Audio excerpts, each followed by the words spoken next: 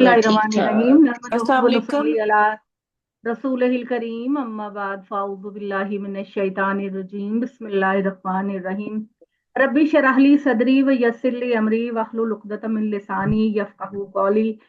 पीछे जो सिलसिला हम पढ़ रहे थे उसमें ये था कि ईसाई जो हैं वो हज़रत ईसा को खुदा का बेटा कहते हैं, और दूसरे ग्रोह का ये कहना है कि हज़रत ईसा अलैहिस्सलाम तो ऐन खुदा हैं। और एक कहता है कि असल में तीन वजूद हैं, जो एक ही वजूद के तीन हिस्से हैं, जिनमें अल्लाह ताला, जिब्राइल अमीन और हज़रत ईसा अलैहिस्सलाम हैं।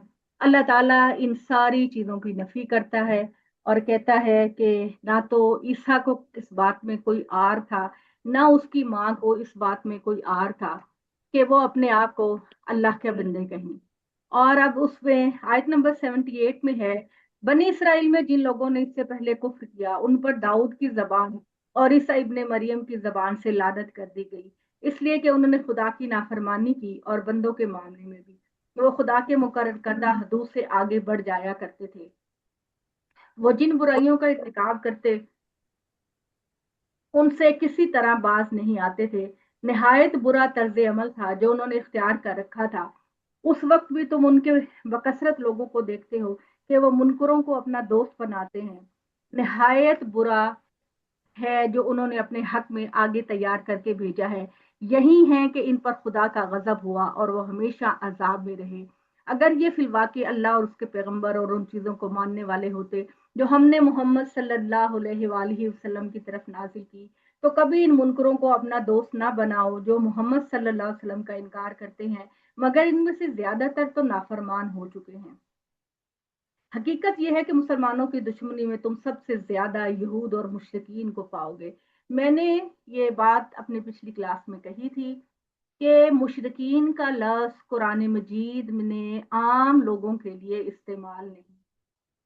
इसको करेक्ट कर लीजिए, क्योंकि आगे मक्की सूरतों के अंदर मुशरिकीन का लफ्ज बहुत दफा इस्तेमाल होगा, और मुशरिकीन से मुराद स्पेसिफिकली मुशरिकीन मक्का हैं, जो नबी सल्लल्लाहु अलैहि वसल्लम की कौम के लोग थे, बनी इस्माइल की मेजॉरिटी।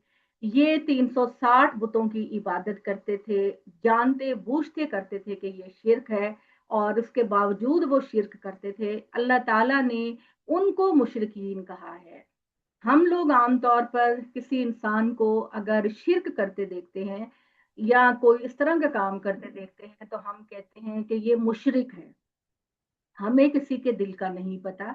हमें ये जुमला हमें कहना चाहिए कि ये शिर्क करता है, लेकिन हमें ये नहीं कहना चाहिए कि ये मुशरिक या मुशरिकीन है, क्योंकि मुशरिक और मुशरिकीन का मतलब होता है शिर्क करने वाला, इरादतन शिर्क करने वाला।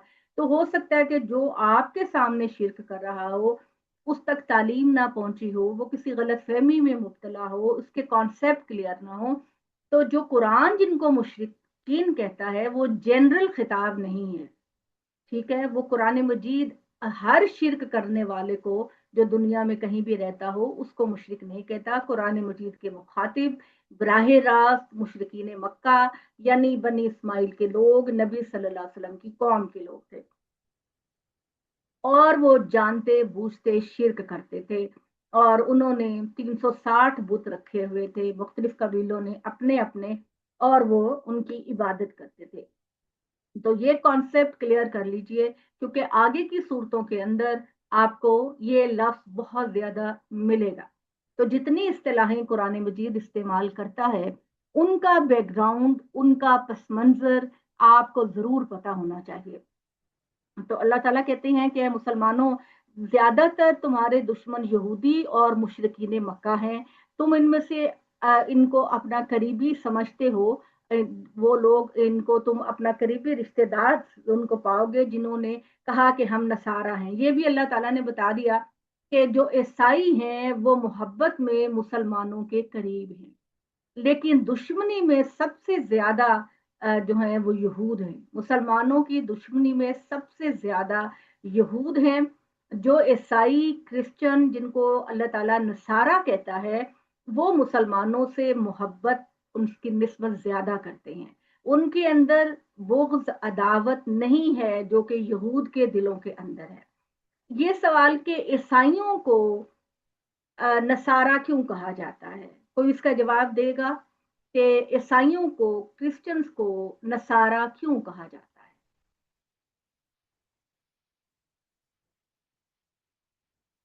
میں اس لیے یہ پوچھ رہی ہوں کہ جس کو نہیں پتا اس کو یہ پتا چل جائے کہ اللہ تعالیٰ ان کو نصارہ کہہ کے کیوں مخاطب کرتے ہیں۔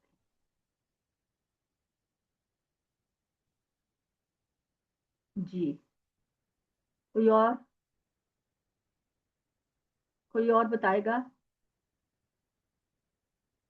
اچھا جی، چلے شبانہ آپ کیا بتانا چاہتی ہے، بتائیے۔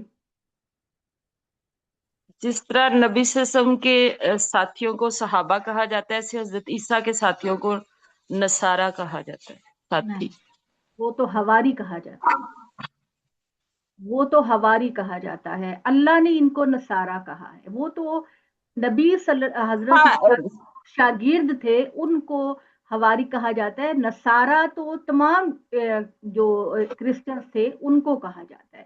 یہ اس وجہ سے کہا جاتا ہے، پلیز نوٹ کر لیجئے، یہ اس وجہ سے کہا جاتا ہے کہ قرآن مجید میں جب حضرت عیسیٰ علیہ کا ذکر ہے کہ حضرت عیسیٰ علیہ السلام کی جب یہود نے بہت بڑی مخالفت کی، بہت زیادہ مخالفت کرتے تھے، ان کو نبی تسلیم نہیں کرتے تھے، تو حضرت عیسیٰ نے اپنی قوم، جو ان کی قوم تو بنی اسرائیل ہی تھی نا، ان سے کہا تھا کہ من انصاری اللہ، اللہ کی راہ میں کون میرا مددگار ہوگا؟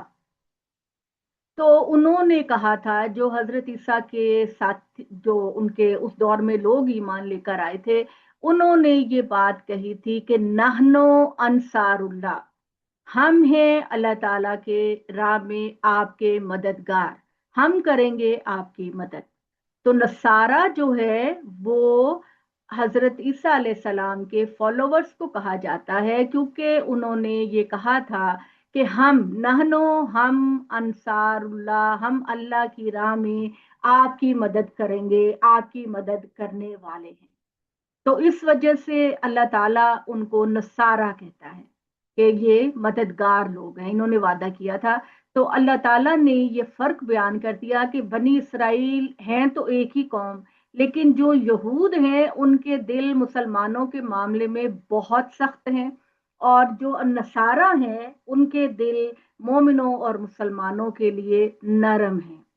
ٹھیک ہے، ذالک بانہم منہم قسیسین و رہبانا وانہم لا یستکبرون، یہ اس لیے کہ ان کے اندر علماء اور راہب ہیں۔ راہب کہتے ہیں ان کو جو دنیا کو ترک کر دیتے ہیں۔ تو کرسچینٹی کے اندر یہ ایک منفرد بات ہے کہ ان کے اندر اتنی زیادہ عاجزی، انکساری، ڈاؤن ٹو ارتھ ہوتے ہیں کہ یہ اپنے اوپر دنیا کے تمام کاموں کو چھوڑ دیتے ہیں، کمانا، شادی کرنا، دنیا کی لذتوں کو دیکھنا، حالانکہ اللہ نے ان چیزوں سے نہیں منع کی۔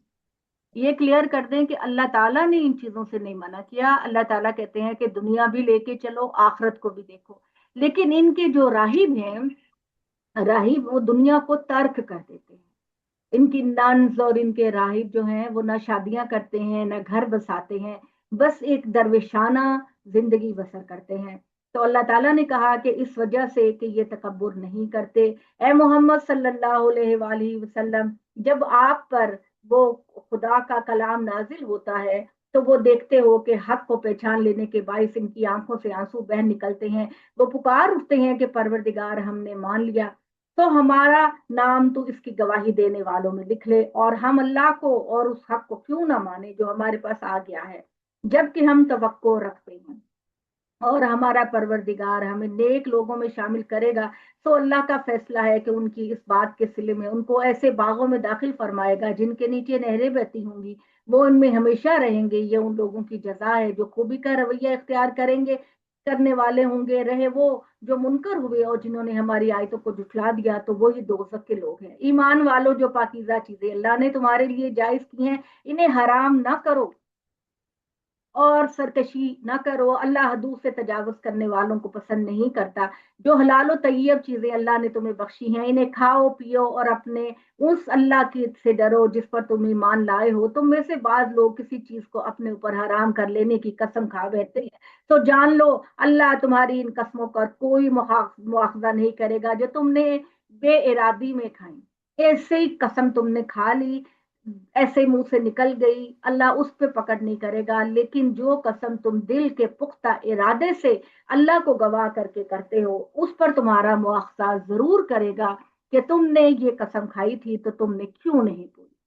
کیونکہ اللہ تعالیٰ کے ہاں عہد بہت بڑی چیز ہے, وعدہ بہت بڑی چیز ہے, تو لہذا ان چیزوں کی جو ہے وہ پاسبانی کرنی چاہیے. سو اس طرح کی قسم اگر توڑ دی جائے تو اس کا کفارہ یہ ہے کہ 10 مسکینوں کو ان کے اس معیار کا کھانا کھلایا جائے جو تم عام طور پر اپنے اہل عیال کو کھلاتے ہو, یا انہیں پہننے کے لیے کپڑے دیے جائیں, یا ایک غلام آزاد کیا جائے. پھر جسے یہ میسر نہ ہو وہ اگر اپنی ارادتاً کھائی گئی قسم کو توڑے تو اس کے لیے 3 دن کے روزے ہیں. یہ کیریکٹر بلڈنگ کے لیے اللہ تعالیٰ نے یہ بات کہی ہے. یہ تمہاری قسموں کا کفارہ ہے. جب تم قسم کھا بیٹھتے ہو اسے ادا کرو اور اپنی قسموں کی حفاظت کرو. اللہ اس طرح تمہارے لیے اپنی آیتوں کی وضاحت کرتا ہے تاکہ تم اس کے شکر گزار بنتے بنو. ایمان والو, یہ شراب اور جوا, تھان اور قسمت کے تیر, یہ سب گندے شیطانی کام. ٹھیک ہے, شراب عرب میں بہت عام تھی. لوگ اپنے گھروں میں شراب بناتے تھے. اور اللہ تعالیٰ نے جب نماز کو فرض کیا تو پہلے لوگوں کی ٹریننگ کے لیے یہ بات کہی کہ تم نماز کے قریب بھی نہ جاؤ جب کہ تم شراب کی حالت میں ہو. تو لوگوں نے سمجھ لیا کہ اب اگلا حکم جو ہے وہ شراب کی ممانعت کا ہوگا. تو جو سمجھدار عقل مند لوگ تھے انہوں نے پہلے ہی شراب کو چھوڑ دیا. اور جوا بھی ان کی گٹی میں رچا بسا تھا. جوا کھیلتے تھے, جیسے کہ میں نے آپ کو کہا کہ جوا بھی ان کی محبوب گیم تھی, اور یہ ان کے لیے چیریٹی کا بہت بڑا ذریعہ تھا کہ یہ قحط کے دنوں میں شراب پی کر دوسروں کے جانوروں کو شکار کرتے اور پھر ان کے گوشت پر جوا کھیل کر غریبوں میں تقسیم کرتے تھے. لیکن اللہ تعالیٰ نے کہا کہ اگرچہ کوز کتنا بھی نیک ہوگا لیکن اگر کام کی بیس حرام ہے تو وہ کام بھی نہیں ہوگا. اور تھان اور قسمت کے تیر جیسے آپ فال نکالتے ہیں, یا آپ دیوی دیوتاؤں کے مزار پہ جا کے قربانیاں کرتے ہیں, یا مزاروں پہ جا کر کرتے ہیں, یہ سارے گندے شیطانی کام ہیں. سو ان سے بچو تاکہ تم فلاح پاؤ. شیطان تو یہی چاہتا ہے کہ تمہیں شراب اور جوے میں لگا کر تمہارے درمیان دشمنی اور بغض ڈال دے اور تمہیں خدا کی یاد سے اور تم نماز سے روک دے. پھر کیا ان چیزوں سے باز آتے ہو؟ ان سے باز آ جاؤ اور اللہ کی اطاعت کرو, اس کے رسول کی اطاعت کرو, نافرمانی سے بچتے رہو. لیکن ہماری اس ہدایت سے منہ موڑو گے تو جان لو ہمارے پیغمبر پر تو اس کے سوا کوئی ذمہ داری نہیں کہ وضاحت کے ساتھ پہنچا دے. تم میں سے جو لوگ ایمان لے آئے, اچھے عمل کرنے لگے, انہوں نے پہلے جو کچھ کھایا پیا اس پر کوئی گناہ نہیں. یعنی اللہ تعالیٰ نے یہ بات کہی کہ ماضی میں جو اب مسلمان ایمان لے چکے ہیں, آ چکے ہیں, ایمان قبول کر لیا, ماضی میں اگر انہوں نے کوئی گناہ کیا, ٹھیک ہے, ماضی میں گناہ کیا, جیسے سود کھایا تھا, انہوں نے پتہ نہیں تھا, تعلیم نہیں تھی, یا کوئی اور اس طرح کے کام جس کا ہم نے ذکر کیا وہ کیا, اللہ اب اگر انہوں نے اپنے اعمال ٹھیک کر لیے تو اللہ تعالیٰ ضرور ان کو معاف کرے گا. یہ اللہ تعالیٰ نے ہر ایک سے وعدہ کیا کہ اگر انسان اپنی زندگی میں احساس ہو گیا کہ میں غلط کرتا رہا, اس نے معافی مانگ کر اپنی اصلاح کر لی, تو اللہ پر واجب ہے کہ اللہ اس کو ضرور معاف کر دے. چاہے وہ 50-60 سال کا ہے, یا وہ 60 سال کا ہے, یا وہ 20 سال کا ہے, اپنی زندگی اور اپنی صحت میں ہی ریئلائز کر کے اپنی اصلاح کر لی, اللہ پر واجب ہے کہ اس کو معاف کر دے.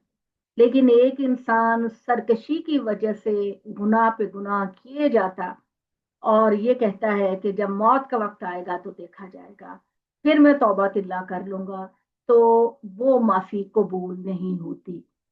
ٹھیک ہے جی, وہ معافی جو موت کو دیکھ کر انسان مانگتا ہے وہ معافی قبول نہیں ہوتی.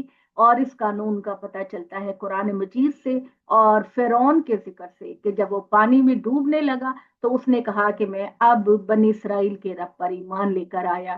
تو اللہ تعالیٰ نے کہا کہ اب نہیں, اب نہیں قبول کروں گا۔ تو سب کو اپنے آس پاس دوست احباب کو یہ اللہ کے قوانین بتائیے۔ دیکھیے آپ کی نصیحت کے بدلے میں، آپ کی اچھی بات کے بدلے میں اگر کسی کی زندگی میں تبدیلی آتی ہے نا، تو یقین کیجئے صرف اس خاندان کو ہی فائدہ نہیں ہوگا، آپ کے معاشرے کو فائدہ نہیں ہوگا، اس بندے ہی کو صرف فائدہ نہیں ہوگا، وہ چیز آپ کے بھی صدقہ جاریہ میں لکھی جائے، ٹھیک ہے، جس کو آپ اصال ثواب کہتے ہیں نا، اصال ثواب۔ اور اس میں سے جو پہلا ہے وہ ہے، دوسرا نمبر ہے اچھے ٹیچر کا ہے۔ تو آپ ضرور لوگوں تک یہ بات پہنچایا کریں، جس کو دیکھیں کہ وہ غلطی کر رہے، گناہ کر رہے، پیار سے محبت سے یہ بات اس کو کہا کریں کہ اللہ تعالیٰ جس وقت آپ اپنے ہوش و حواس میں توبہ کرتے ہیں تو اللہ کا وعدہ ہے کہ وہ ضرور معاف کر دیتا ہے، لیکن اگر آپ موت کا انتظار کرتے ہیں تو پھر وہ توبہ قبول نہیں ہوتی۔ تو اللہ تعالیٰ کہتے ہیں کہ وہ لوگ جو ایمان لے کر آئے، جنہوں نے بہترین اعمال کیے، انہوں نے پہلے جو کچھ کھایا اس میں کوئی گناہ نہیں، جبکہ انہوں نے تقوی اختیار کر لیا، ایمان لائے اور اچھے عمل کرتے رہے۔ پھر مزید یہ کہ تقوی اختیار کیا اور اپنے ایمان پر ثابت قدم رہے، پھر یہی نہیں تقوی اختیار کیا اور خدا کے ہر حکم پر خوبی کے ساتھ عمل کیا۔ اور حقیقت یہ ہے کہ اللہ خوبی کا رویہ اختیار کرنے والوں کو پسند کرتا ہے۔ اے ایمان والو، اللہ کچھ ایسے شکار کے ذریعے تمہیں ضرور آزمائش کرے گا جو تمہارے ہاتھوں اور نیزوں کی زد میں ہوگا، تاکہ اللہ دیکھ لے کہ تم میں سے کون بن دیکھے اسے ڈرتا ہے اور کون نہیں ڈرتا۔ یہ حکم ہے کہ آپ نے احرام پہنا ہوا ہے، تو خشکی میں شکار کرنا منع ہے۔ احرام کی حالت میں خشکی کے سفر کے اندر شکار کرنا منع ہے۔ آپ سمندر دریا میں اگر سفر کر رہے ہیں احرام پہن کے تو اس میں آپ شکار کر سکتے ہیں۔ اس کی ریزن یہ ہے کہ جو سی فوڈ ہوتا ہے اس میں بلڈ نہیں ہوتا، اگر وہ بھی تو چند قطرے ہوتا ہے، اور جو خشکی کے جانور ہوتے ہیں ان کا جو بلڈ ہوتا ہے وہ بہت زیادہ ہوتا ہے۔ تو یہ بلڈ کو بہانا احرام کی حالت میں یہ تو بہت ہی سخت کراہت اور گناہ کا کام ہے۔ تو اللہ تعالیٰ نے خشکی کے اندر سفر کر رہے ہیں اور آپ نے احرام پہنا ہوا ہے تو پھر شکار کرنا منع ہے۔ اب ہوتا یہ تھا کہ لوگ سفر کرتے تھے اور بھوک لگتی تھی، اب ان کا دل ہوتا تھا کہ ہم شکار کر کے کچھ پکا کے کھا لیں، لیکن اللہ تعالیٰ نے منع کر دیا کہ آپ خشکی کے جانور کو آپ شکار نہیں کر سکتے احرام کی حالت میں۔ اب اللہ تعالیٰ نے یہ بات کہی کہ میں تمہاری آزمائش کے لیے ایسا کروں گا کہ جب تم احرام کی حالت میں خشکی میں سفر کر رہے ہوگے تو کوئی جانور تمہارے نیزے اور تمہاری تلواروں کی زد میں آئے گا، ٹھیک ہے، تمہارے شکار کرنے کی زد میں آئے گا، اور اللہ یہ دیکھنا چاہے گا کہ اس حالت میں اب کون ہے جو میرے حکم پر عمل کرتا ہے اور کون ہے جو حق کو، صحیح راستے کو چھوڑ دیتا ہے۔ بعض لوگ بھوک بھی نہیں ہوتی لیکن ان کا مشغلہ فیورٹ عمل ہوتا ہے نا شکار کرنا، تو شکار کسی بھی وجہ سے کیا جائے احرام کی حالت میں منع ہے۔ تو اللہ تعالیٰ کہتے ہیں کہ ایسا ہوگا کہ تمہاری آزمائش کے لیے شکار تمہارے بالکل قریب آ جائے گا، جس کو تم بہت آسانی سے پکڑ سکتے ہو اور تمہارے نیزوں کی زد میں آ جائے گا، اور یہ اللہ یہ جاننا چاہے گا کہ کون ہے جو اللہ تعالیٰ کے حدود سے تجاوز کرتا ہے، اور جو کوئی اللہ تعالیٰ کے حدود سے تجاوز کرے گا اس کے لیے بڑا ہی دردناک عذاب ہوگا۔ ایمان والو، احرام کی حالت میں شکار نہ مارو، یہ منع ہے، اور یاد رکھو کہ تم میں سے جس نے جانتے بوجھتے اسے مارا اس کا بدلہ تمہارے مواشی میں اسی کے ہم پلہ کوئی جانور ہے جیسا کہ اس نے مارا۔ یعنی احرام کی حالت میں اگر کسی نے کوئی جانور مار دیا ہے، ہرن مار دیا ہے یا اونٹ کا شکار کر لیا ہے یا کسی بھی ایسے حلال جانور کا، تو اس کا بدلہ یہ ہے کہ اسی کے برابر کا دوسرا جانور لے کر غریبوں کو اس کا گوشت تقسیم کر دیا جائے۔ تو اللہ تعالیٰ کے نزدیک چیریٹی جو ہے نا، وہ زکوٰۃ کے معاملے میں یا اس معاملے میں سب سے بڑی چیز جو ہے وہ چیریٹی ہے۔ نماز کے بعد اللہ تعالیٰ کا جو فیورٹ کام ہے وہ ہے جی غریبوں کی مدد کرنا، جس کا فیصلہ تم میں سے دو عادل آدمی کریں گے اور یہ نیاز کی حیثیت سے کعبہ پہنچا دیا جائے گا۔ ठीक है। ये निकाबा क्यों पहुंचा दिया जाएगा कि पहले जमाने में लोग करते थे कि अपने कुर्बानी के जो जानवर थे उनका तवाफ करवाते थे, जिनको कुर्बान करना होता था जानवरों को, उनको खाना काबा का भी तवाफ करवाया जाता था कि या अल्लाह मेरी जान और ये मेरा माल तेरे लिए ही है। तो यहाँ नहीं तो इस गुनाह के कफारे में मिस्कीनों को खाना खिलाना होगा और इसके बराबर रोजे रखने होंगे ताकि वो अपने किए की सजा चखे। इससे पहले जो कुछ हो चुका अल्लाह ने उसको माफ कर दिया, लेकिन अब अगर किसी ने इसे दोहराया तो अल्लाह उससे बदला लेगा। अल्लाह जबरदस्त है, वो बदला लेने वाला है। तुम्हारे लिए दरिया का शिकार और उनका खाना जायज है, तुम्हारे और तुम्हारे काफिलों के ज्यादा राह के लिए, जब तक तुम इहराम की हालत में हो। खुश्की का शिकार अलबत्ता तुम पर हराम किया गया है। खुश्की के जानवरों के करीब न जाओ, अल्लाह से डरते रहो जिसके हजूर में तुम सब हाजिर किए जाओगे। अल्लाह ने हुर्मत वाले घर यानी खाना काबा को लोगों के लिए मरकज बनाया है, और हुर्मत के महीनों कुर्बानी के जानवरों उन सब जानवरों को शईरा करार दिया है। शईरा का मतलब होता है इबादत का अलामत, सॉरी अलामत। शईरा का मतलब होता है अलामत। तो जानवर जो हम अल्लाह की राह में कुर्बान करते हैं, दर हकीकत वो सिंबल होता है कि अल्लाह ताला आज हम ये जानवर आपकी राह में कुर्बान कर रहे हैं, ये मेरी जान का कायम मुकाम है, ये मेरी जान का कायम मुकाम है। कल अल्लाह ताला अगर आपको मेरी जान की जरूरत भी पड़ी तो मैं अपनी जान भी दूंगा। तो शहीरा का जो मतलब है वो अलामत या सिंबल है। जैसे हजर असवद जो है, हजर असवद भी एक अलामत है। किस चीज की अलामत है? कि ये अल्लाह का हाथ है। हजर असवद अल्लाह का हाथ है, ये अल्लाह के हाथ की अलामत है, नॉट रियल। अलामत है कि हम अल्लाह के हाथ में हाथ देकर ये कमिटमेंट करते हैं कि या अल्लाह मेरी जान माल हर चीज तेरी राह में कुर्बान, मैं तेरा गुलाम हूँ, मैं तेरा बंदा हूँ। तो इस तरह से कुछ हमारी जो इबादतें हैं वो अलामत होती हैं। तो अल्लाह ताला ने ये बात कही कि जान रखो अल्लाह ताला बड़ी सख्त सजा देने वाला भी है और अल्लाह ताला बख्शने वाले और हमेशा रहम करने वाले हैं। मोहम्मद सल्लल्लाहु अलैहि वसल्लम पर सिर्फ पहुंचा देने की जिम्मेदारी है, और अल्लाह जानता है जिन बातों को तुम छुपाते हो, जो जिन जाहिर करते हो। तो कह दो मोहम्मद सल्लल्लाहु अलैहि वसल्लम, ना तो कोई बुरी चीज और ना ही पाकीज़ा चीज बराबर हो सकती। बुरी चीज और पाकीज़ा चीज कभी बराबर नहीं हो सकती, चाहे वो तुम उनकी बुराई की कसरत तुमको कितनी ही अच्छी लगे, लेकिन पाकीज़गी और बुराई का कोई मुकाबला नहीं। चुनाचे अल्लाह से डरो ए अकल वालो, ताकि तुम फला पा सको। क्योंकि ये सिर्फ वाज और नसीहत नहीं है, ये आपकी आखरत की तैयारी है। ये आपकी आखिरत की तैयारी है ताकि आपको बहुत जबरदस्त जिंदगी दी जाए। तो जब आप इम्तिहान में होते हैं तो कुछ हदूद की पासदारी करनी होती है। उस एग्जामिनेशन हॉल में आपकी कुछ हदूद होती हैं, उन हदूद को आप नहीं तोड़ सकते। लिहाजा लिहाजा ये दुनिया भी एग्जामिनेशन हॉल है, और इसमें भी अल्लाह ताला ने कुछ बाउंड्री लाइंस लगा दी है। अगर आपको इसके बाद अच्छा रिजल्ट चाहिए तो इन बाउंड्री लाइंस को फॉलो करना होगा। ए लोगों जो ईमान लाए हो, बहुत ज्यादा सवाल ना किया करो। अगर तुम्हारी बहुत सारे सवालों के जवाब तुमको दे दिए जाएं जबकि कुरान नाजिल हो रहा है तो ये चीज तुम्हारे अपने लिए मुश्किल हो जाएगी। तो अल्लाह ताला ने अब तुमको माफ कर दिया, अल्लाह बख्शने वाला और बड़ा ही हम्बल बुर्दबाद है। तुमसे पहले एक कौम ने भी इसी तरह की बातें पूछी, फिर इसके मुनकर हो गए। तो अब आपने इतना कुरान पढ़ लिया है और आपको पता है कि ये किस कौम की तरफ इशारा है। ये बनी इसराइल की तरफ, कि वो हजरत मूसा से तरह तरह के सवाल करते थे और तंग करते थे, परेशान करते थे, और फिर उससे मुनकिर हो जाते थे। और अल्लाह ताला ने बहीरा साहिबा वसीला हाम, इनको अल्लाह ताला ने हराम मुकर्रर नहीं किया। ये अरब के चंद जानवरों के नाम हैं, जिनमें कोई ऊंट था, कोई बकरी थी, कोई गाय थी।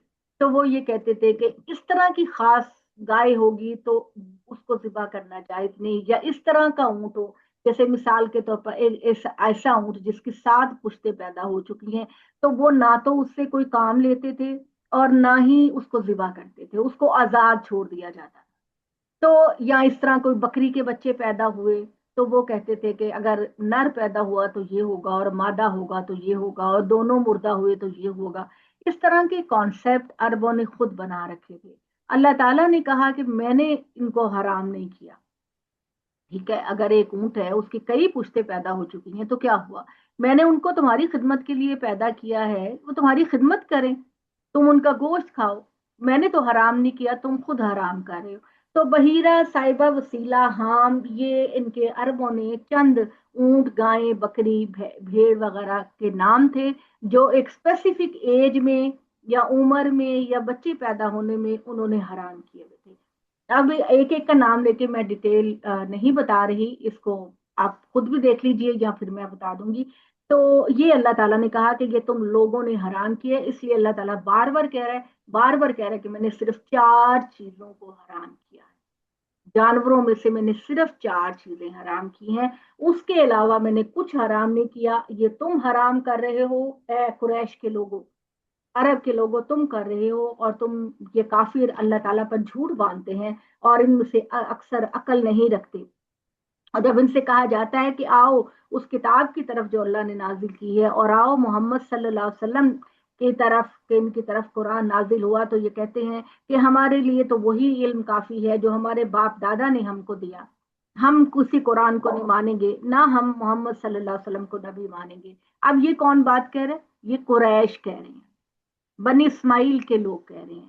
یہ اہل کتاب نہیں، اب ان کا ذکر نہیں ہے، یہ قریش کا ذکر ہے.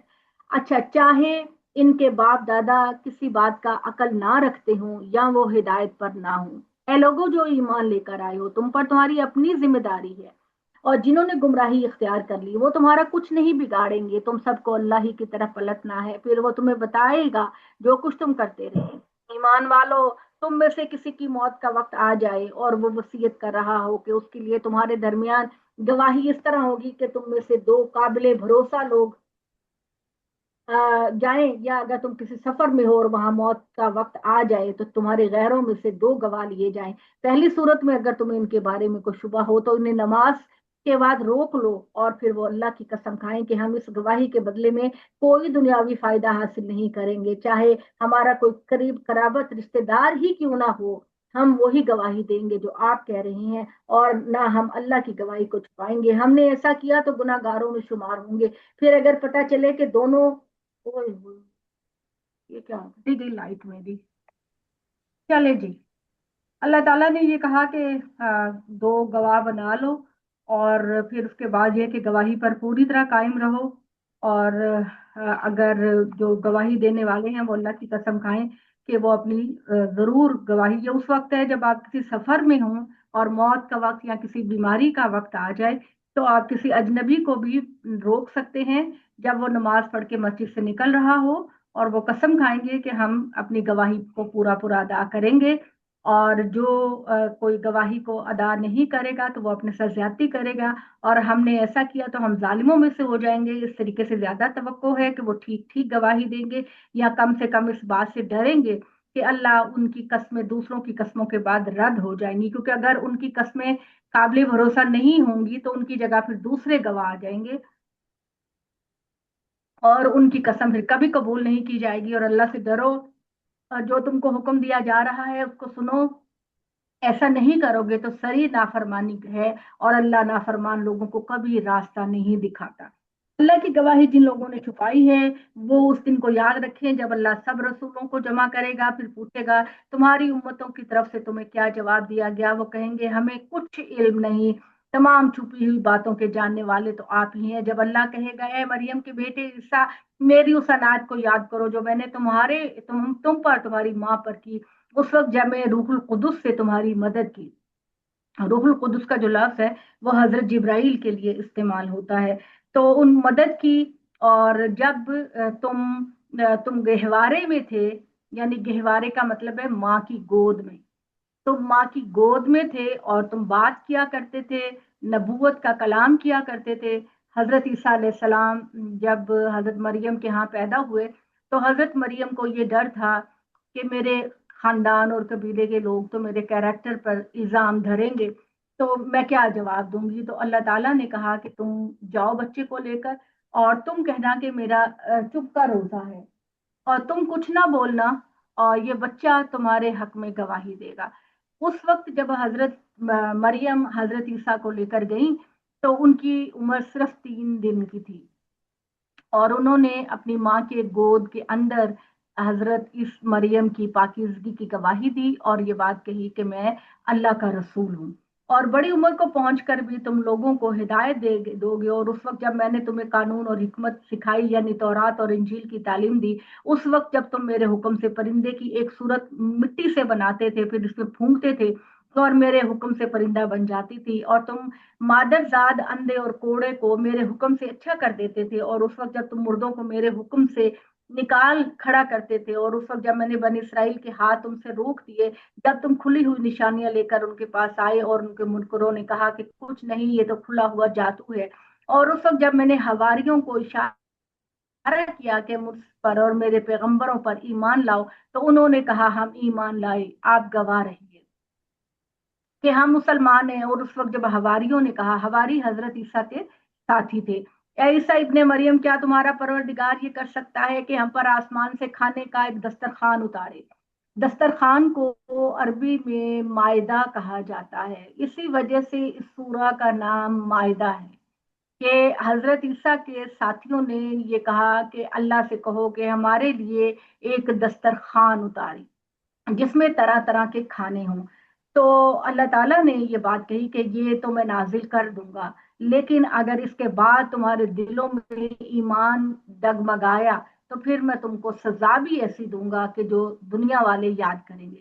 تو اے ہمارے پروردگار، تو ہم پر آسمان سے ایک دسترخوان نازل کرتے جو ہمارے اگلوں اور پچھلوں کے لیے ایک یادگار بن جائے اور تیری طرف سے ایک نشانی ہو۔ پروردگار ہم کو عطا فرما، تو بہترین عطا فرمانے والا ہے۔ اللہ نے فرمایا میں اس کو ضرور نازل کر دوں گا، مگر اس کے بعد جو تم میں سے منکر ہوں گے انہیں ایسی سخت سزا دوں گا جو دنیا میں سے کسی کو نہیں دی۔ یہ سخت لہجہ اللہ تعالیٰ نے اس طرح استعمال کیا کہ ان کی ہی قوم جو بنی اسرائیل تھی، وہ تو حضرت عیسیٰ پر ایمان نہیں یہود لے کر آئے نا، لیکن ان کی جو داستان اور ہسٹری ہے وہ بالکل ایسی تھی کہ وہ سرکشی کی بنا پر مطالبے کرتے تھے، وہ سرکشی کی بنا پر مطالبے کرتے تھے کہ ہم نہیں ایمان لے کر آئیں گے جب تک یہ نہ ہو جائے، ہم نہیں ایمان لے کر آئیں گے جب تک ہمارا یہ مطالبہ نہ پورا ہو جائے۔ تو اللہ تعالیٰ نے پھر ان کو بھی وارن کر دیا، حواریوں کو، کہ دیکھو میرے لیے تو کوئی چیز مشکل نہیں ہے، لیکن اگر تمہارے مطالبے کو پورا کرنے کے بعد بھی تم ڈگمگائے تو پھر میرا عذاب بھی زبردست ہوگا، اور میں دنیا میں ایسا عذاب دوں گا کہ دنیا میں سے کسی کو نہ دیا ہو۔ اور اس وقت کو بھی یاد کرو جب عیسیٰ ابن مریم نے کہا کہ اللہ پوچھے گئے مریم کے بیٹے عیسیٰ، کیا تم نے لوگوں سے کہا تھا کہ خدا کے سوا تم مجھے اور میری ماں کو معبود بنا لو؟ وہ عرض کرے گا سبحان اللہ، یہ کس طرح روا تھا کہ میں وہ بات کہوں جس کا مجھے کوئی حق نہیں، اگر میں نے یہ بات کہی ہوتی تو آپ کے علم میں ہوتی، اس لیے کہ آپ جانتے ہیں جو کچھ میرے دل میں ہے، اور آپ کے دل میں کی باتوں کو میں نہیں جانتا، تمام چھپی ہوئی باتوں کے آپ جاننے والے ہیں۔ میں تو ان سے وہی بات کہوں گا جس کا آپ نے مجھے حکم دیا کہ اللہ کی بندگی کرو جو میرا بھی پروردگار ہے تمہارا بھی پروردگار ہے۔ یعنی یہود کو مختلف صورتوں میں ان کے عقائد پر تنبیہ کرنے کے بعد اب اللہ تعالیٰ عیسائیوں کو بھی یہ بات کہہ رہے ہیں کہ تمہارے ہاں بھی عقیدے کی غلطیاں ہیں، ٹھیک ہے، تمہارے ہاں بھی عقیدے کی غلطیاں ہیں، تم حضرت عیسیٰ کو خدا کا بیٹا کہتے ہو، تم حضرت عیسیٰ کو خدا کا وجود کہتے ہو، تم ان کو عین خدا کہتے ہو، اور ابھی کہتے ہیں ہم لوگ، یعنی امریکہ میں میرے ہسبینڈ اور لڑکے بیٹے کو شوق ہے چرچز کو دیکھنے کا بہت زیادہ، چرچز ان کے ہوتے بھی بڑے خوبصورت ہیں وہاں، تو وہاں پر ایک دن ہم ان کی عبادت کے دن گئے، تو وہ واقعی میں یہی بات کہہ رہے تھے کہ وہ خدا ہے، وہ خدا ہے، اور وہ جس طرح ہم لوگ ایگزیجریشن کرتے ہیں اور ہم لوگ اپنے نبی صلی اللہ علیہ وسلم کا جو مقام اللہ نے متعین کیا ہے اس سے کہیں آگے بڑھ جاتے ہیں، تو اسی طرح یہ لوگ بھی اللہ کا ذکر تو نہیں کرتے، میں نے نہیں دیکھا ان کو اللہ کا ذکر کرتے ہوئے، کم کرتے ہوں گے، ان کے پادری وغیرہ کرتے ہوں گے، لیکن زیادہ جو ان کا ذکر ہوتا ہے وہ اب حضرت عیسائی کے حوالے سے ہوتا ہے کہ وہ خدا ہے، خدا کا بیٹا ہے، خدا کا اوتار ہے، جس طرح ہم کرتے ہیں۔ میں یہ کہتی ہوں کہ ہم لوگ جس طرح کے جو مقام جو مرتبہ آپ صلی اللہ علیہ وسلم کی جو حیثیت متعین کی ہے، ہم اس سے کہیں آگے بڑھ جائیں۔ مثال کے طور پر آپ دیکھیں آپ کے ہاں محفلیں میلادیں ہوتی ہیں، اس میں نعتیں پڑھی جاتی ہیں، نعتوں کے اندر اتنی ایگزیجریشن، اتنا مبالغہ، اتنا جھوٹ ہوتا ہے کہ اگر قرآن کے بعد کوئی کتاب نازل ہونی ہوتی تو جس طرح قرآن میں یہود اور نصارہ کی غلطیوں کا ذکر ہے، اسی طرح ہمارا ذکر بھی ہو۔ تو اللہ یہ کہتا ہے کہ میں جس حد پر تم کو رکھوں تم وہیں پہ ٹھہر جاؤ، السلام میری حدود علیکم. کراس کرنے کی کوشش نہ کرو تم لوگ۔ السلام تو علیکم. یہ اللہ تعالیٰ نے بات کہی، اور یہ بات کہی کہ میں اسی بات کی گواہی دی جس کا آپ نے مجھے حکم دیا کہ اللہ کی بندگی کرو، پھر جب آپ نے مجھے وفات دے دی تو اس کے بعد آپ ہی میرے نگران ہیں اور آپ ہی ہر چیز پر گواہ ہیں۔ اب میں نے آپ کو یہ بتایا تھا کہ ہمارے ایک نامور اسکالر جو ہیں وہ یہ کہتے ہیں کہ حضرت عیسیٰ علیہ السلام کو اللہ تعالیٰ نے وفات دے کر آسمانوں پر اٹھایا۔ لوگ اس بات کو نہیں مانتے، اور ان کا جو زیادہ تر ماننے کا انحصار ہے وہ زیادہ تر یہود و نصارہ کی روایات پر ہے، کیونکہ یہود و نصارہ کے اندر یہ کانسیپٹ ہے کہ یہود تو یہ مانتے ہی نہیں تھے کہ حضرت عیسیٰ کو، وہ مانتے ہی نہیں تھے، ان کو تھا کہ حضرت عیسیٰ نے ابھی آنا ہے، اور عیسائی یہ بات سمجھتے ہیں کہ حضرت عیسیٰ کو دوبارہ آنا ہے۔ انہیں روایتوں کا اثر ہمارے دین میں بھی ہوا، اور ہم یہ سمجھتے ہیں کہ حضرت عیسیٰ کو اللہ تعالیٰ نے زندہ آسمان پر اٹھا لیا تھا، اب وہ قیامت کے قریب دنیا میں آئیں گے۔ ٹھیک ہے، تو دنیا میں قیامت کے قریب آنے کی جو ان روایتوں کو دیکھا جائے جو یہود و نصارہ کے ہاں ہیں، وہ یہ ہے کہ ایک آدمی ہوگا جو بہت ہی مکار اور فریبی ہوگا، اور دجال کا مطلب ہی ہوتا ہے جھوٹا فریبی انسان۔ وہ یہ دیکھے گا کہ لوگ یہود و نصارہ اور مسلمان بھی حضرت عیسیٰ کا انتظار کریں، تو وہ اپنے آپ کو شو کرے گا کہ میں عیسیٰ ہوں، میں عیسیٰ ہوں، اور وہ اس طرح کی مکاری اور فریبی کر کے لوگوں کو دھوکہ دے گا اور لوگ اس کی پیروی کریں گے۔ جبکہ حضرت عیسیٰ علیہ السلام کے بارے میں یہ آیت 117 کو دیکھیے، آیت نمبر سورہ مائدہ کی 117 کو دیکھیے کہ یہ جو ہے فلما توفیتنی کنتا انت رقیب علیہم۔ اگر ہمیں تھوڑی سی عربی آتی ہو تو ہم اس طرح لوگوں کی باتوں میں نہ آئیں۔ اس کا مطلب یہ ہے کہ قیامت کے دن حضرت عیسیٰ اور اللہ کا مکالمہ ہوگا، اور اللہ تعالیٰ کہے گا کہ اے عیسیٰ، تیری قوم تیرا شرک کرتی رہی، تجھے میرے ساتھ شریک کرتی رہی، تجھے خدا کا وجود کہتی رہی، کیا تو نے ان سے کہا تھا؟ تو حضرت عیسیٰ کہیں گے کہ نہیں یا اللہ، میں تو جب تک زندہ رہا میں نے ان کو یہی حکم دیا تھا کہ صرف اللہ کی عبادت کرو، وہ میرا بھی رب ہے اور تمہارا بھی رب ہے، اور اللہ تعالیٰ جی آپ تو اس پر گواہ ہیں۔ لیکن جب آپ نے مجھے وفات دے دی، دیکھیے آیت غور کیجئے، فلما توفیتنی کنتا انت رقیب علیہم، اللہ تعالیٰ جب آپ نے مجھے وفات دے دی تو آپ ہی ان کے حال سے زیادہ واقف ہیں کہ ان کی گمراہی کا باعث کیا بنا، مجھے نہیں پتا۔ تو اللہ تعالیٰ حضرت عیسیٰ علیہ السلام کو وفات دے کر آسمانوں پر اللہ نے اٹھایا تھا۔ وفات وفنی کا مطلب وفات دینا ہی ہوتا ہے۔ اسی طرح سے جو ہے وہ سورہ آل عمران میں جو ذکر ہے کہ انی متوفیکا و رافعوکا الیہ، میں اللہ نے حضرت عیسیٰ سے کہا کہ میں تجھے وفات دے دوں گا اور تیرا جسم اپنی طرف اٹھا لوں گا۔ دونوں جگہ وفات کا لفظ استعمال ہوگا۔ اور تیسری دلیل اس بات کی یہ ہے کہ جب کسی نبی نے دنیا میں آنا ہوتا ہے تو اللہ تعالیٰ اس سے پہلی والی کتاب میں اس کے آنے کا ذکر کرتا ہے، اور اس سے پہلے جو نبی ہوتا ہے وہ اس کے بارے میں بتا کر جاتا ہے۔ جیسے نبی صلی اللہ علیہ وآلہ وسلم نے آنا تھا تو حضرت موسیٰ علیہ السلام اور حضرت عیسیٰ علیہ السلام بڑی پیش گوئیاں دے کر گئے، ساری نشانیاں بتا کر گئے، یہ بتایا کس علاقے میں آئیں گے، کس خاندان میں ہوں گے، باپ کا نام ماں کا نام کیا ہوگا۔ تو اللہ تعالیٰ کسی آزمائش میں نہیں ڈالتے اپنے رسولوں کے لیے، جبکہ آپ دیکھتے ہیں کہ قرآن مجید پورا کا پورا خالی ہے اس معاملے میں کہ حضرت عیسیٰ علیہ السلام دوبارہ آئیں گے۔ اگر حضرت عیسیٰ نے دوبارہ آنا ہوتا تو اللہ تعالیٰ قرآن مجید میں لازماً ذکر کرتا اور یہ بات کہتا کہ قیامت کے نزدیک فتنے کے دور میں حضرت عیسیٰ آئیں گے، وہ تم کو دوبارہ اسلام کی طرف لے کر آئیں گے، وہ صلیب کو توڑ دیں گے اور خنزیر کو ختم کریں گے۔ وہ اس طرح کی بات قرآن میں ہوتی، کیونکہ اللہ تعالیٰ کا قانون ہی یہی ہے۔ یہ اللہ کا قانون ہے کہ پہلا نبی جو ہوتا ہے وہ اپنے بعد والے آنے والے نبی کا پورا تعارف کروا کر جاتا ہے۔ جیسے حضرت عیسیٰ علیہ السلام نبی صلی اللہ علیہ وسلم سے پہلے کے رسول تھے، تو انہوں نے اپنی قوم کے لوگوں سے یہ بات کہی کہ تم ان کنواری دلہنوں کی طرح نہ ہو جانا جو رات بھر دیا جلائے اپنے شوہر کا انتظار کرتی رہتی ہیں، اور جب شوہر کے آنے کا وقت ہوتا ہے تو وہ سو جاتی ہیں۔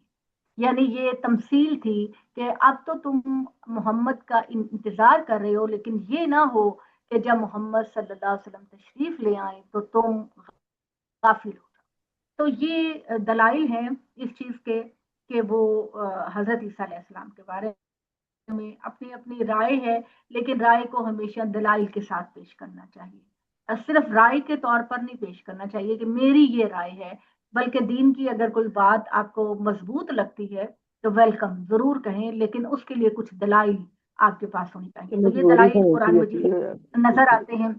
تو اللہ تعالیٰ نے یہ بات کہی کہ وہ کہیں گے کہ یا اللہ جب آپ نے مجھے وفات دے کر اٹھا لیا تو آپ ہی ان کے نگہبان ہیں، اور آپ تو ہر چیز پر گواہ ہیں، اور اگر آپ ان کے شرک کرنے کی وجہ سے ان کو عذاب دیں تو یا اللہ یہ آپ کے بندے ہیں، اور اگر اللہ تعالیٰ آپ ان کو معاف کر دیں تو سارا اختیار آپ کا ہے، آپ ہی غالب اور حکمت والے ہیں۔ ٹھیک ہے، اللہ تعالیٰ کہے گا کہ آج کا دن سچوں کو ان کی سچائی کا فائدہ پہنچے گا۔ اللہ تعالیٰ کہے گا یہ قیامت کا دن وہ دن ہے جب سچ بولنے والوں کو ان کی سچائی کا فائدہ پہنچے گا، اور ان کے لیے ایسے باغ ہوں گے جن کے نیچے نہریں بہتی ہوں گی، اور وہ ان باغوں میں ہمیشہ ہمیشہ رہیں گے۔ اللہ تعالیٰ ان سے راضی ہوا، وہ اللہ سے راضی ہو جائیں گے، اور یہ آخرت کی کامیابی بہت عظیم کامیابی ہے۔ زمین و آسمان کی بادشاہت اللہ کے لیے ہے، اور زمین و آسمان کے درمیان جو کچھ بھی ہے وہ سارا کا سارا بھی اللہ کا ہے۔ اور جیسے ہم پڑھتے ہیں دیکھتے ہیں کہ یہ دنیا جو ہے نا وہ ایک ذرے کے برابر ہے، اور اللہ تعارف کراتے ہیں ریگستان کے ایک ذرے کے برابر یہ دنیا جس میں ہم رہتے ہیں، جس میں ہمارا سفر کئی کئی دن کا بن جاتا ہے۔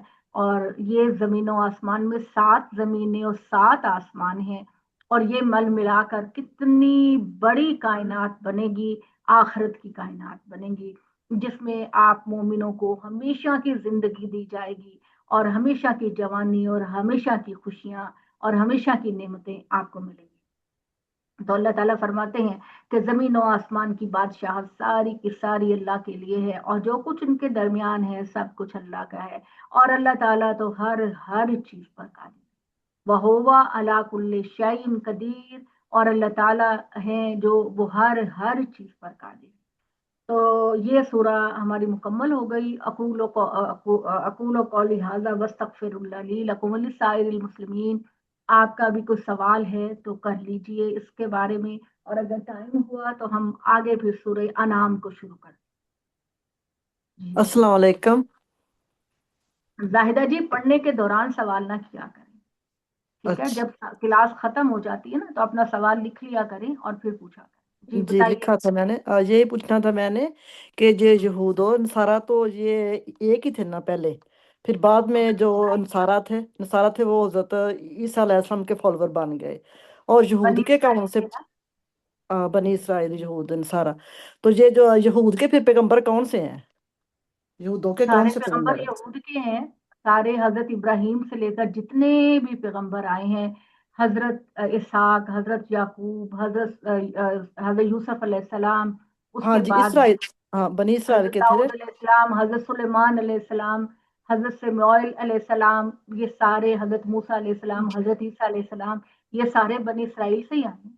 ہاں لیکن یہ بات میں اس لیے پوچھ رہی ہوں ابھی اس وقت کون ان کے پیغمبر ہیں؟ جیسے کہ اس عیسائیوں کے وقت پیغمبر ہیں اس حضرت وقت تو عیسیٰ علیہ ان کی السلام، اس وقت تو اور آخری ہمارے ہیں نبی حضور پاک ہیں، تو نہیں، اب ان کے حضور کون سب سے ہیں؟ کے لیے اللہ نے یہودیوں سے؟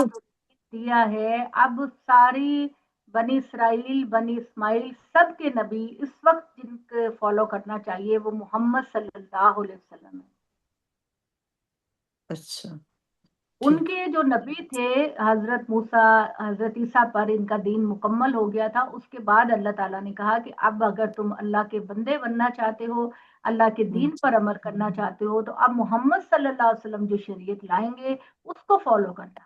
لیکن اس وقت وہ فالو کر رہے ہیں عیسائی حضرت عیسیٰ. ابھی تو وہ پریکٹیکلی تو وہ فالو نہیں کر رہے. ان کا ایک گروہ کر رہا ہے، ایک گروہ نہیں کر رہا. وہ تو بالکل نہ نماز، نہ روزہ، نہ حج، نہ زکوٰۃ، کچھ نہیں ہے ان کے اندر. ان کے اندر عیسائیوں کے ایک گروہ کے اندر، اور ایک گروہ عمل کرتا ہے. اور جو یہود ہیں وہ کہتے ہیں کہ ہم حضرت موسیٰ کے فالوور، حالانکہ اچھا حقیقت میں یہ نہیں ہے فالوور. یہ ایک ایسے لوگ ہیں کہ جنہوں نے ہمیشہ اپنی خواہشات کو ہی اپنا مرکز. لیکن ٹھیک. اللہ یہ چاہتے ہیں کہ ان سب کے آخری نبی محمد صلی اللہ علیہ وسلم بنے اور ان کی شریعت ہی کو اب فالو کیا جائے. جی جی ٹھیک ہو گیا. Thank you. جی رفت آنٹی اپنا مائک کھولیے. جی مجھے حواریوں کا نہیں سمجھ آئی، وہ ذرا بتا. باری رفت آنٹی، جیسے ہم حضرت ابو بکر کو، حضرت عمر کو، حضرت علی کو ہم صحابہ کہتے ہیں نا، جی ٹھیک ہے نا، صحابہ کہتے ہیں نا. اسی طرح حضرت عیسیٰ علیہ السلام کے جو ساتھی تھے ان کو حواری کہا جاتا ہے. جی وہ حواری کہا جاتا ہے. جی تو یہ وجہ ہے. ان کا نام چونکہ وہ عبرانی بولتے تھے اس وقت، تو ہو سکتا ہے کہ حواری کا مطلب بھی دوست اور ساتھی. مطلب تو حواری کا بھی یہی ہے، دوست اور ساتھی. جیسے صحابہ کا مطلب ہے دوست اور ساتھی، اسی طریقے سے حواری کا بھی مطلب ہے دوست اور ساتھی. یعنی آپ اس کو سمجھ لیجئے کہ جیسے جس جگہ پر آپ صحابی کا لفظ بولتے ہیں اس جگہ پر حواری کا لفظ بولا جاتا ہے حضرت عیسیٰ کے ساتھیوں کے لیے. Thank you. اچھا جی، اور کس کا ہاتھ اٹھا ہوگا جی؟ جی اور کون سوال کرنا چاہتا ہے جی؟ افشیاں آپ کیا پوچھنا چاہ رہی ہیں؟ جی السلام علیکم. وعلیکم السلام. سوال یہ ہے آپ ہی کہ جیسے آپ نے بولا حجر اسود جو ہے اللہ تعالیٰ کا ہاتھ ہے ایز اے سمبل. علامت، جی علامت. جی علامت ہے. پر یہ جیسے پہلے میں نے سنا تھا کہ یہ پہلے ایک دفعہ جب اس زمانے میں یہ چوری بھی ہو گیا تھا، مطلب اس کو اٹھا لیا گیا تھا پھر لڑ کر واپس لیا گیا. یہ اسلام کے بعد کا زمانہ ہوگا. حضرت ابراہیم سے جو اس کی تاریخ ملتی ہے وہ یہ ملتی ہے کہ جب حضرت آدم علیہ السلام نے اس کو بنایا پتھروں کے ساتھ، تو حضرت آدم علیہ السلام اور حضرت ابراہیم کے درمیان کے عرصے میں سارے پتھر غائب ہو گئے. جو کوئی جاتا تھا وہ ایک پتھر اٹھا کر، یہاں پر جو لوگ آتے تھے وہ ایک پتھر اٹھا کر اپنے ملک لے جاتے تھے، یا جہاں جانا ہوتا تھا وہاں لے جاتے تھے کہ وہاں جا کر اس کو نصب کریں. تو پرانی تعمیر جو حضرت آدم علیہ السلام نے کی ان میں سے صرف یہی ایک پتھر وہاں پہ بچا ہوا تھا. حضرت آدم نے جو تعمیر کی تھی وہ سارے پتھر جو قافلہ آتا ایک پتھر اٹھا کر لے جاتا. تو ایک ہی پتھر بچا ہوا تھا جب حضرت ابراہیم علیہ السلام نے اس کی تعمیر نو کی. تو حضرت ابراہیم علیہ السلام نے پھر جب خانہ کعبہ کو بنایا تو اس پتھر کو اٹھا کر یہاں پہ نصب کر دیا. یہ پتھر بھی یہاں سے چوری ہوا ہے نا بعد میں؟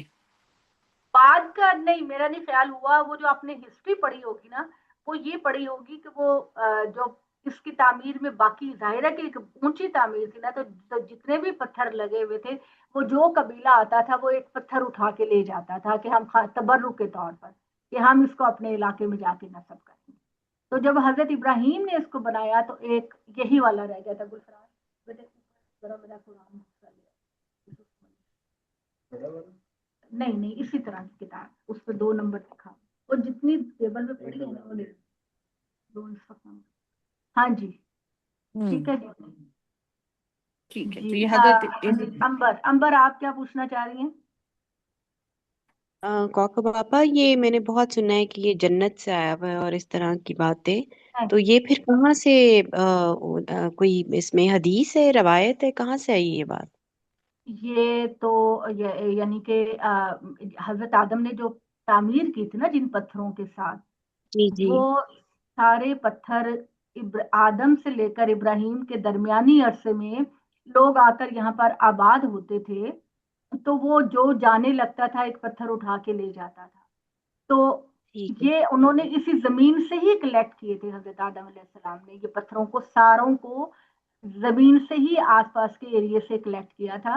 تو بعد میں جب لوگ آتے تھے تو وہ اٹھا کر لے جاتے تھے تبرک کے طور پر. تو جب حضرت ابراہیم کو اللہ تعالیٰ نے کہا کہ جاؤ یہاں پر اللہ کا گھر بناؤ، کیونکہ وہ تو ٹوٹ چکا ہوا تھا نا، تو انہی بنیادوں پر پھر حضرت ابراہیم علیہ السلام نے خانہ کعبہ کو بنایا نئے پتھروں کے ساتھ. اور یہ ایک پتھر جو بچ گیا ہوا تھا اس زمانے کا، اس کو پھر اٹھا کر انہوں نے نصب کر دیا یہاں پر جہاں پہ لگا ہوا ہے، یہاں پہ کر دیا. اور اسی وجہ سے اس کو یمین اللہ کہا جاتا ہے، اللہ کا دایاں ہاتھ کہا جاتا ہے حجر اسود کو، کہ یہ علامت ہے کہ ہم اللہ تعالیٰ کے ہاتھ میں اپنا ہاتھ دے کر وعدہ کرتے ہیں، یا اللہ کہ میرے سب کچھ تیرے لیے ہے، میں تیرا غلام ہوں. یہ زمین ہی کا پتھر ہے. ٹھیک ہے ٹھیک ہے، thank you so much, thank you so much. اچھا جی مدیہ جی، آپ کا ہاتھ کھڑا ہوا ہے پہلے کا.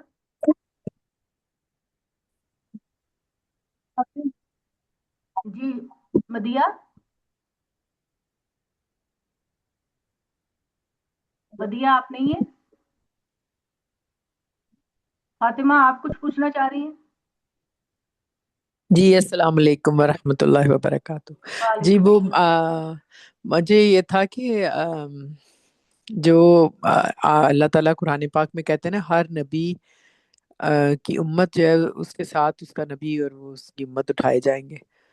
تو ہم امت محمدیہ ہیں، ٹھیک ہے، ہم تو سبھی نبیوں کو مانتے ہیں، لیکن جی جو جیوز اور کرسچنس ہیں وہ ایک الگ امت پھر بن گئے نا پوری، تو ان کے نبی جس الگ جس نے الگ ہوں گے. گواہی دی ہے، جس نے گواہی دی ہے، اب جیسے یہود پر حضرت موسیٰ علیہ السلام گواہ بن کر آئیں گے اور یہ کہیں گے کہ یا اللہ میں نے پورا دین ان تک پہنچا دیا تھا، اور میں نے یہ بھی بات کہی تھی کہ آخر میں محمد صلی اللہ علیہ وسلم تشریف لائیں گے تو تم ان کو اپنا نبی ماننا اور ان کی شریعت کو فالو کرنا. یہ سوال اللہ تعالیٰ ان سے کریں گے نا سب کے سامنے، ان کی امت کے سامنے. تو حضرت موسیٰ یہ کہیں گے کہ ہاں اللہ تعالیٰ میں نے ایسے ہی کہا تھا جیسے آپ نے مجھے کہا تھا. اسی طرح عیسائیوں کا آپ نے خود پڑھا کہ حضرت عیسیٰ اپنی قوم کے ساتھ آئیں گے اور اللہ تعالیٰ قوم کے سامنے پوچھے گا کہ کیا تو نے اپنی قوم سے کہا تھا کہ مجھے خدا کا شریک بناؤ؟ تو وہ کہیں گے کہ نہیں اللہ تعالیٰ میں نے تو نہیں کہا تھا، میں نے تو ان کو وہی بات کہی تھی جو کہ آپ نے مجھے کہی، اور میں نے بھی ان کو کہا تھا کہ آخر میں محمد صلی اللہ علیہ وسلم تشریف لائیں گے تو ان پر ایمان لے کر آنا اور ان کی شریعت کو فالو کرنا. تو جس جس نے جو گواہی دی ہے، دین پہنچایا ہے، وہ گواہی دے گا اپنی قوم پر، اپنے لوگوں پر. اچھا جی ماریہ جی آپ کچھ کہنا چاہ رہے ہیں؟ ماریہ جی آپ کچھ کہنا چاہ رہے ہیں؟ ہاں جی السلام علیکم. وعلیکم السلام.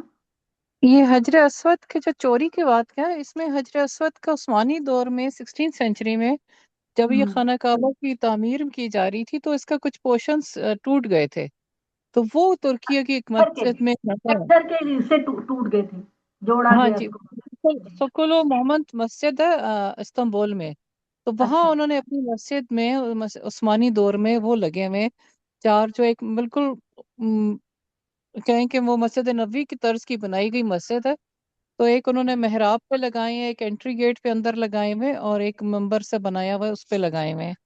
4 پیسز ہیں جو ترکی میں سکت ہیں. یہ باری جی یہ کنفرم بات ہے ایسا؟ کیونکہ جی سعودی ایسا جی کرنے نہیں دیں گے. نہیں سعودی نہیں، یہ جب نہیں سلطنت عثمانیہ کا دور تھا نا اس وقت، اور یہ خانہ کعبہ کیا اس کے انڈر تھا نا، تو ایسی بعد میں پھر ترکش نے تحقیق کے ساتھ کوئی بات ترکی بعد ابھی میں آئی. ہمارے نالج میں نہیں آئی، تحقیق کے ساتھ اس طرح کی کوئی بات نہیں.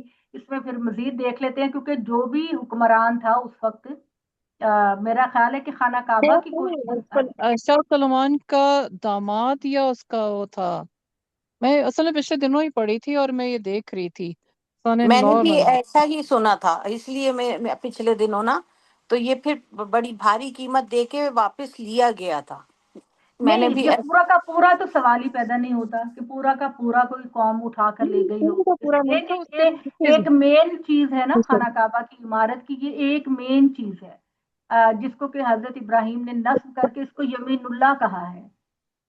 تو یہ پورا کا پورا پتھر اٹھا کے لے جانے والی بات تو مجھے نہیں صحیح لگ رہی۔ ہاں، اس کا کوئی ٹکڑا ہو سکتا ہے کہ اس کا کوئی ٹکڑا جو ہے وہ لے گئے ہوں علامت کے طور پر، لیکن پورا کا پورا لے جانا جو ہے یہ امپاسبل ہے میرا خیال ہے۔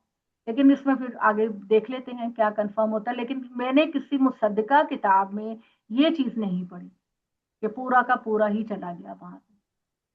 نہیں پورا نہیں، اس کے پیس چھوٹے چھوٹے۔ پیس کوئی ہو سکتا ہے جی، پیس کا ہو سکتا ہے، لیکن پورا تو نہیں، کیونکہ یہ تو پیغمبر نے نصب کر کے اس کو یمین اللہ کہا ہوا ہے نا، اور نبی صلی اللہ علیہ وسلم نے بھی اس کی بڑی حیثیت بیان کی، بہت زیادہ اہمیت ہے اس کی۔ آپ کا طواف کا چکر پہلا یہیں سے شروع ہوتا ہے اور یہیں پہ اس کے قریب آ کے ختم ہوتا ہے۔ اچھا جی، امبر آپ کچھ اور پوچھنا چاہ رہی ہیں؟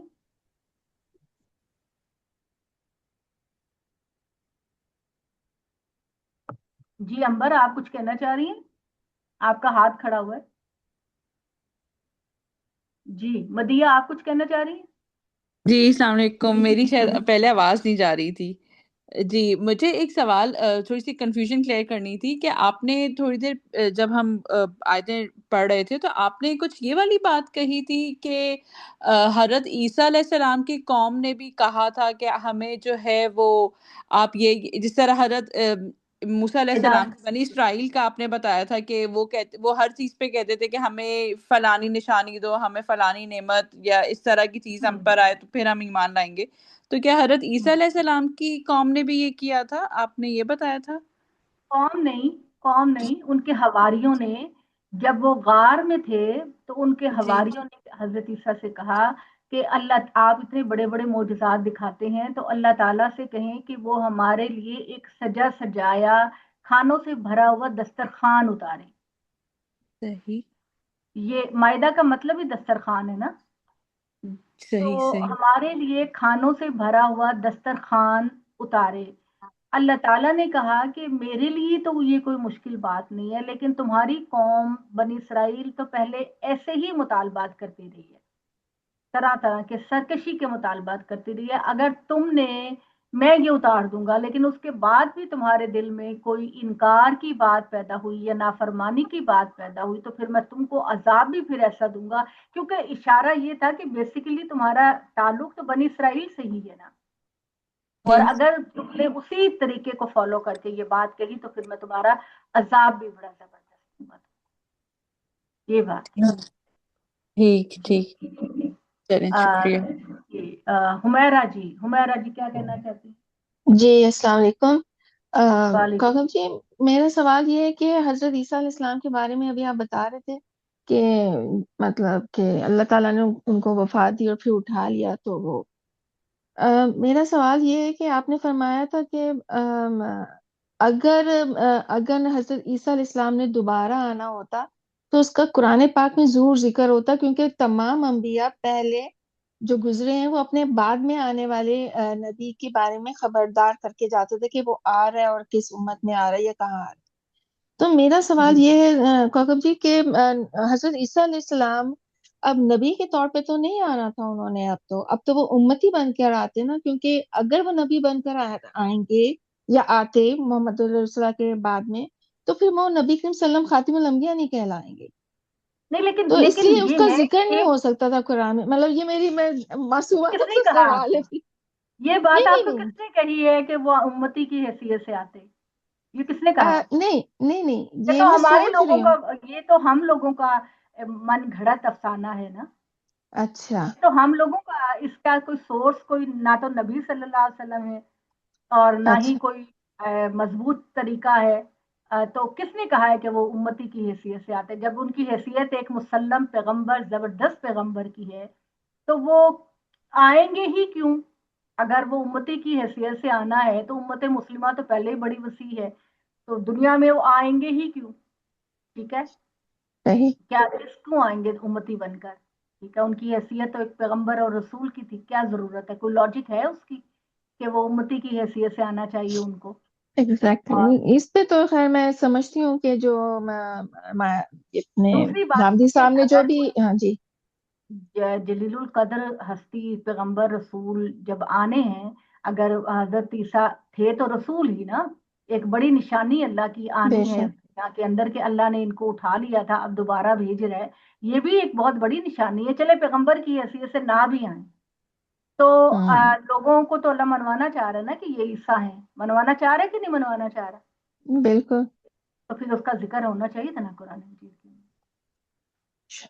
صحیح. اصل میں بس میرے دماغ میں یہ سوال آیا کہ اگر وہ نبی کی حیثیت سے آئیں گے تو پھر خاتم الانبیاء کے محمد رسول اللہ کیسے ہو جائیں گے؟ پھر تو ایک اور نبی ان کے بعد آ گیا، تو ظاہر ہے جب انہوں نے آنا ہی نہیں نہیں ہے تو پھر ذکر بھی آئیں نہیں گے ہے. ہی نہیں تو پھر آئیں یہ گے ہی نہیں، سوال تو اس ہاں، وقت بات پیدا تو ہوتے یہ ہیں ہے نا نا. کہ جب انہوں نے آنا بالکل ہے، صحیح جب ہو گیا. انہوں نے آنا ہی نہیں ہے تو لوگ طرح طرح کے جواب لوگوں نے گھڑ لیے ہوئے ہیں. یہ انہوں نے کہا کہ بے جو آئیں شک. گے تو ہماری شریعت کو فالو کریں گے، تو یعنی کہ انہوں نے سارے جی. اپنے چیزوں کو مضبوط رکھا ہوا ہے لوگوں نے کہ ہر طرح کو لوگوں کو اس کا اچھا، جواب دیا اسی جا وجہ سے سکے. یہ کہا گیا کہ امتی بن کر آئیں گے. مطلب امتی انہوں نے بن ایک کر آئیں ایک گے ایکسکیوز اور نکال لی نا ہماری کہ شریعت امتی کو بن کر فالو آئیں کریں گے. گے، اوکے. ہماری صحیح شریعت کو صحیح ہو فالو گیا. کریں گے. کلیئر ہاں، ہے. اور شکریہ. وہ ان سے کہا جائے گا کہ آئیے آپ نماز کی امامت کیجئے، تو وہ کہیں گے کہ تم خود اتنی افضل قوم ہو کہ تم خود ایک دوسرے کے امام ہو، تو میں تمہاری امامت کیسے کرا سکتا ہوں؟ تو اتنا جلیل القدر رسول جس کا ذکر اللہ تعالیٰ نے اتنا زبردست کیا، جس کی پیدائش اتنی معجزانہ طریقے سے ہوئی، جس کو کرامتیں اتنی، اب وہ جو ہے وہ ہم امتیوں سے بھی گئے گزرے ہو جائیں گے. کتنا سکم ہے، کتنی کمزوری ہے ان باتوں کے اندر. بے شک صحیح ہو گیا. شکریہ بہت بہت کوکب جی، کلیئر ہوگی. اچھا جی، اور کون ہاتھ؟ امبر آپ کچھ کہنا چاہ رہی ہیں؟ شاید آپ کا ہاتھ ویسے ہی اٹھا ہوا میرا خیال ہے، تو پوچھنا نہیں جی چاہ میرا رہی. ویسے اٹھا ہوا تھا جی.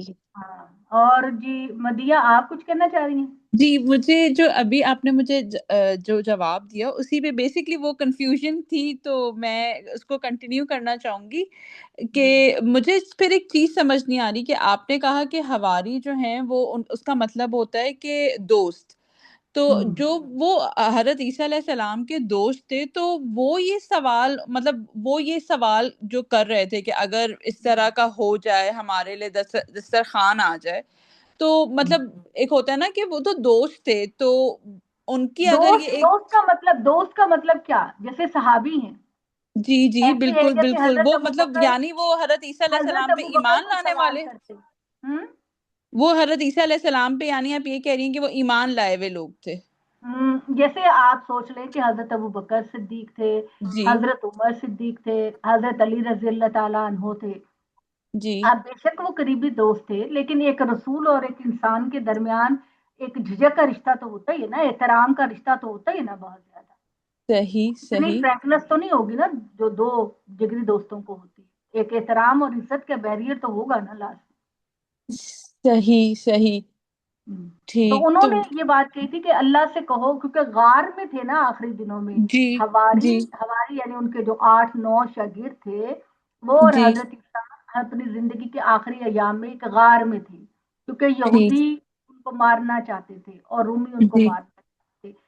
اس دوران میں انہوں نے یہ کہا ہوگا کہ اللہ تعالیٰ سے کہیں کہ آسمان سے کوئی دسترخوان بھی اتار دے. تو اللہ تعالیٰ نے اس کے جواب میں کہا کہ تمہاری جو ہسٹری رہی ہے بنی اسرائیل کی، وہ اسی مطالبات کی رہی ہے، تو صحیح میرے لیے تو نازل کرنا کوئی مشکل نہیں ہے. لیکن اس کے بعد تمہارے دل میں اگر کفر کا جذبہ پیدا ہوا یا احساس بھی پیدا ہوا، تو میں پھر تمہیں بھی عبرت کا نشان بنا دوں گا دنیا والوں ٹھیک ٹھیک کی. یہ بات آپ کو اصل میں میری بہنوں بتاؤں، ہر سوال کا جواب قرآن کے اندر ہی موجود ہے. اور میں ہمیشہ کہتی ہوں کہ قرآن کو قرآن کے اندر سے ہی سمجھنے کی کوشش کیا کریں. اگر آپ بالکل یہ جاننا چاہتے ہیں کہ صحیح بات کیا ہے، تو قرآن مجید نے ہر اعتراض، ہر سوال کا جواب خود دے دیا ہوا ہے. ٹھیک ہے، تو قرآن کو کوشش کیا کریں. ہمارا پتہ کیا طریقہ ہے، ہم قرآن کو रवायतों से समझने की कोशिश करते हैं। कुरान को हम रवायतों से, फलां ने, इब्ने अब्बास की ये राय है, इब्ने कसीर की ये राय है, फलां की ये राय है, हम इस तरह कुरान को समझते हैं। कुरान का अच्छा तालिब इल्म बनने के लिए कोशिश किया करें कि कुरान को कुरान से ही समझा करें या नबी सल्लल्लाहु अलैहि वसल्लम की बातों से समझा करें। ठीक है, हमारी जो फिरके वारियत पैदा हुई ना हमारे अंदर, उसकी वजह ये है कि हमारे मुफस्सिरीन क्या करते हैं, अगर कभी आप तफसीमुल कुरान को खोल कर देखें तो वो क्या है जी, इब्ने अब्बास की ये राय है, बेहकी ये कहता है, इब्ने कसीर ये कहता है, ज़मख़शरी ये कहता है, वो और ज्यादा इंसान कंफ्यूज। तो अच्छे तालिब इल्म बनने के लिए ये जरूरी है कि आप कुरान को खुद अच्छे तरीके से स्टडी करें, बार बार करें, पढ़ाएं, आगे से पढ़ाने की कोशिश करें, तो इंशाल्लाह देखिए कि कितनी कमांड आपकी कुरान पे पैदा हो जाएगी। अल्लाह ताला इस तरह मदद करते हैं कि आप अगर अच्छे स्टूडेंट हैं, कोई भी सवाल अगर आपसे कोई करता है तो बेशतर औकात यही होता है कि आपके जहन के अंदर कुरान ही से उसका जवाब आता है। ठीक है जी, आज मेरा ख्याल था कि हम सूरह अनाम तो शुरू करेंगे, लेकिन लाइट जाने की वजह से कुछ टाइम इधर उधर हो गया, तो अब इंशाअल्लाह ताला हम कल सूरह अनाम शुरू करेंगे, अल्लाह ने चाहा। और अल्लाह ताला हम